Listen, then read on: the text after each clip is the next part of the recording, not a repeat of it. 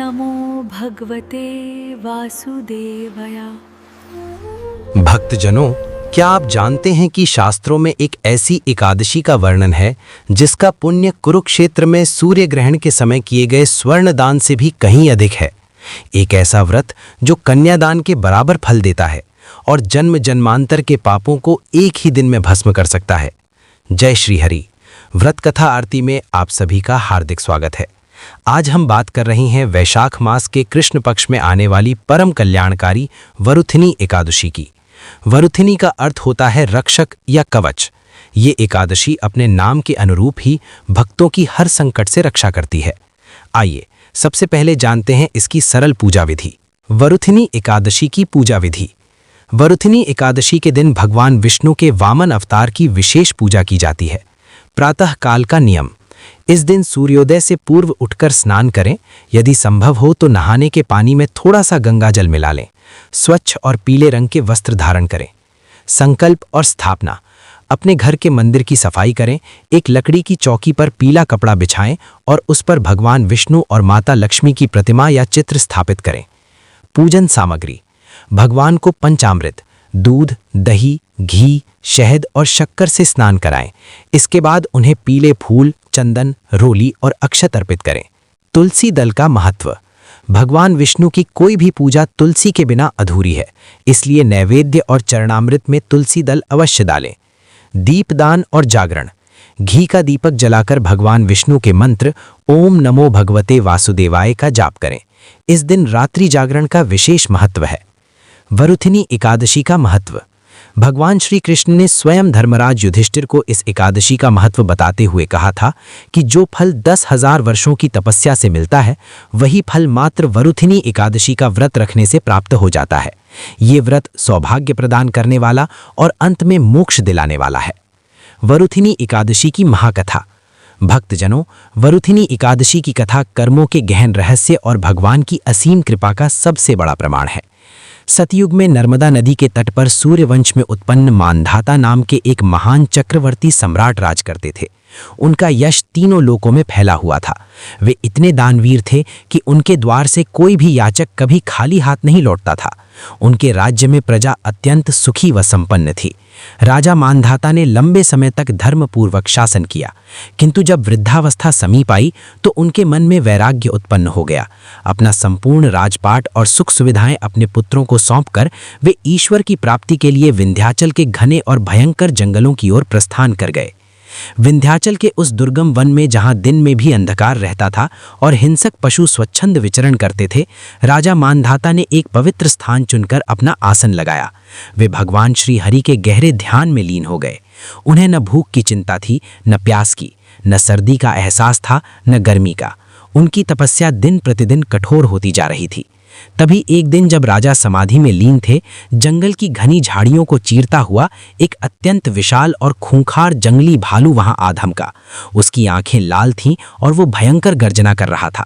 उस हिंसक भालू ने बिना कोई आहट किए अचानक ध्यानमग्न राजा मांधाता पर हमला कर दिया और अपने नुकीले और भयानक दांतों से राजा का दाहिना पैर अपने जबड़े में दबा लिया।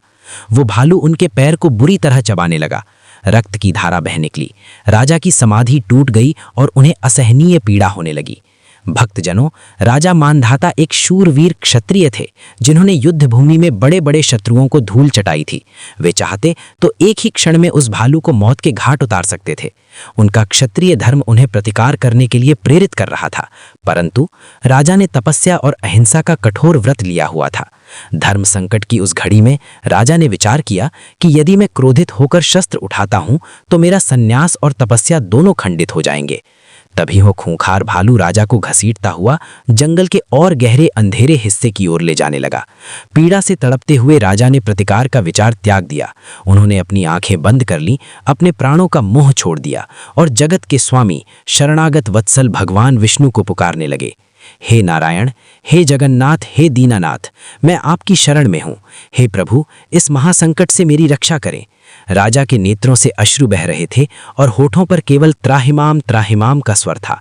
अपने अनन्य भक्त की ये आर्त और करुण पुकार वैकुंठ तक पहुंच गई। भक्त की पुकार सुनकर भगवान श्री हरि विष्णु एक क्षण का भी विलंब नहीं किए, गरुड़ पर सवार होकर तुरंत उस घने वन में प्रकट हो गए। भगवान के प्रकट होते ही चारों दिशाएं दिव्य प्रकाश से जगमगा उठीं। भगवान विष्णु ने अपनी उंगली पर धारण किए हुए अत्यंत तेजोमय सुदर्शन चक्र का आह्वान किया। सुदर्शन चक्र तीव्र गति से घूमा और पलक झपकते ही उस खूंखार भालू का मस्तक धड़ से अलग कर दिया। राजा मानधाता के प्राण तो बच गए, लेकिन तब तक वो भालू राजा का एक पैर घुटने तक पूरी तरह खा चुका था। राजा अपने शरीर की ये दुर्दशा, अपनी अपंगता और बहते हुए रक्त को देखकर अत्यंत शोकाकुल हो गए। वे भगवान के चरणों में गिरकर विलाप करने लगे। तब करुणा के सागर भगवान विष्णु ने अत्यंत स्नेह से राजा के सिर पर हाथ रखा और मुस्कुराते हुए कहा, हे वत्सल, तुम इतने ज्ञानी होकर भी क्यों शोक कर रहे हो? प्रकृति का ये नियम है कि हर जीव को अपने पूर्व जन्मों के कर्मों का फल भुगतना ही पड़ता है। तुम्हारा ये पैर इस भालू ने खाया, ये तुम्हारे ही किसी पूर्व जन्म के पाप कर्म का परिणाम था, जो आज इस घटना के साथ कट गया है। अब तुम विलाप त्यागो और मेरी आज्ञा का पालन करो। तुम इस वन से मथुरा नगरी की ओर प्रस्थान करो। वहां जाकर वैशाख मास के कृष्ण पक्ष की वरुथनी एकादशी का पूरी निष्ठा और नियम से व्रत करो। वहां मेरे वराह अवतार की विधि विधान से पूजा करना।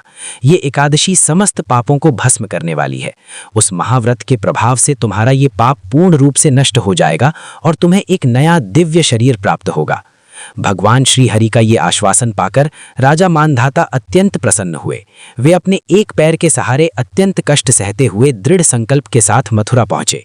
वहां पहुंचकर राजा ने भगवान विष्णु के बताए अनुसार पूरी श्रद्धा, निष्ठा और भक्ति भाव से वरुथनी एकादशी का कठोर व्रत किया।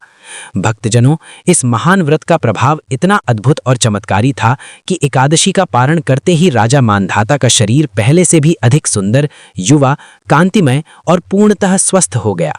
उनका कटा हुआ पैर पुनः जुड़ गया, मानो कुछ हुआ ही न हो। उन्होंने बचे हुए जीवन में खूब धर्म कर्म किया और अंत में अपने नश्वर शरीर को त्याग कर वे भगवान विष्णु के परम धाम वैकुंठ को प्राप्त हुए। वरुथिनी एकादशी के अचूक उपाय। भक्तजनों, वैशाख का महीना भीषण गर्मी का होता है, इसलिए वरुथिनी एकादशी पर जल दान का सबसे बड़ा महत्व है। जल और कलश का दान। इस दिन किसी योग्य ब्राह्मण या मंदिर में जल से भरा हुआ मिट्टी का कलश और खरबूजा दान करना अत्यंत शुभ माना जाता है। अन्नदान। किसी भूखे व्यक्ति या गाय को भोजन अवश्य कराएं। पीली वस्तुओं का दान। भगवान विष्णु की कृपा पाने के लिए चने की दाल, गुड़ और पीले वस्त्रों का दान करें। आइए अब पूरे परिवार के साथ मिलकर भगवान श्री हरि विष्णु जी की आरती करें। ओम जय जगदीश हरे स्वामी, जय जगदीश हरे। भक्त जनों के संकट क्षण में दूर करे। ओम जय जगदीश हरे। जो ध्यावे फल पावे, दुख बिन से मन का। सुख संपत्ति घर आवे, कष्ट मिटे तन का। ओम जय जगदीश हरे। मात पिता तुम मेरे, शरण गहूँ मैं किसकी। तुम बिन और न दूजा, आस करूं जिसकी। ओम जय जगदीश हरे। तुम पूर्ण परमात्मा, तुम अंतर्यामी। पार ब्रह्म परमेश्वर, तुम सबके स्वामी। ओम जय जगदीश हरे। तुम करुणा के सागर, तुम पालन करता।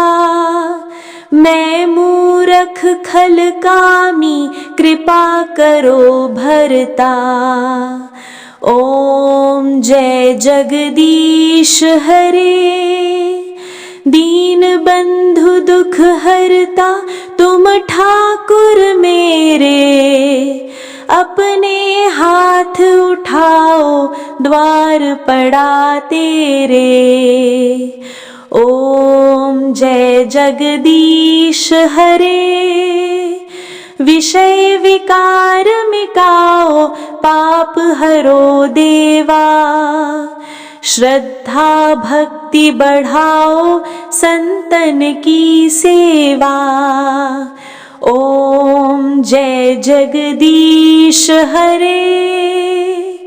बोलिए श्री हरि विष्णु भगवान की जय। भक्तजनों, आशा करते हैं कि वरुथिनी एकादशी की ये विस्तृत कथा आपके हृदय को आनंदित कर गई होगी। भगवान विष्णु आपकी सभी मनोकामनाएं पूर्ण करें। ऐसी ही और भी धार्मिक कथाओं और पूजा विधियों के लिए आपके अपने चैनल व्रत कथा आरती को सब्सक्राइब करना न भूलें। वीडियो को लाइक और शेयर जरूर करें।